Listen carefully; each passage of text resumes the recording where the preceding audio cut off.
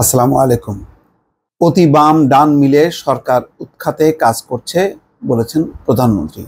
আসলে কি এমন কোনো পরিস্থিতি হয়েছে যে সরকার উৎখাতে কাজ করছে? সরকার উৎখাতে কাজ করা মানে হলো এটা কনস্পিরেসি, ষড়যন্ত্র।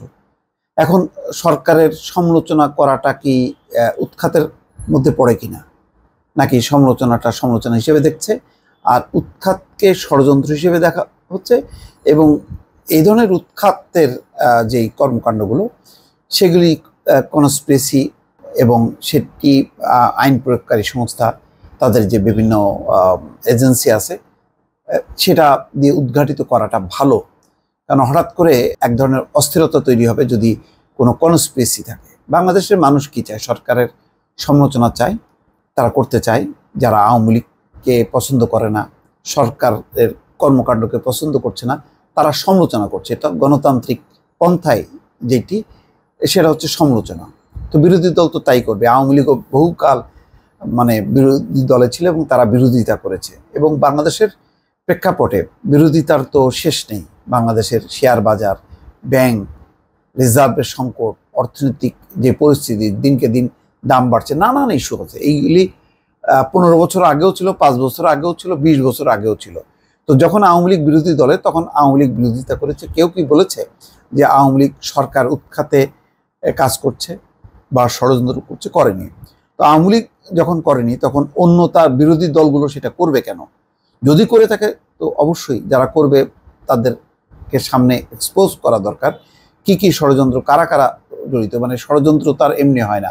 ষড়যন্ত্র করতে গেলে সে কোনো বাহিনীর মধ্যে লুকাবে বা প্রবেশ করবে এবং তার মধ্য দিয়ে একটা সে ষড়যন্ত্র করবে। কিন্তু সমালোচনা কিনা, যদি সমালোচনা হয়ে থাকে তাহলে সেটাকে স্বীকার করে নেওয়া ভালো।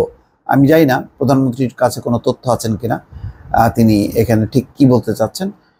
প্রধানমন্ত্রী বলছেন যে আমাদের দেশের কিছু রাজনৈতিক দেউলিয়া, যারা একেবারেই রাজনৈতিকভাবে দেউলিয়া, এদের কিছু বক্তব্য, আর আমাদের দেশের কিছু আছে বুদ্ধি বেচে জীবিকা নির্বাহ করে, সেই তথাকথিত বুদ্ধিজীবীরা অনবরত বাংলাদেশের বিরুদ্ধে গীবত গাচ্ছে এবং বাংলাদেশের বিরুদ্ধে অপপ্রচার চালাচ্ছে। আসলে কি বাংলাদেশের বিরুদ্ধে নাকি সরকারের বিরুদ্ধে?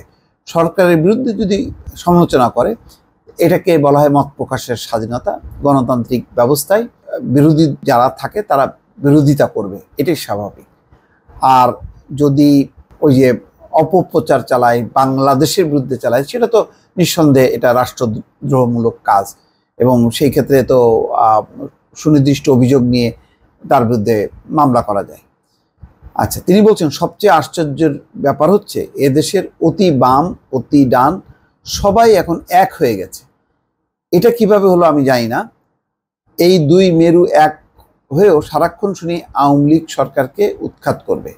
কিন্তু আমি তো পরিষ্কার বলতে চাই যে উৎখাত মানে হচ্ছে ষড়যন্ত্র।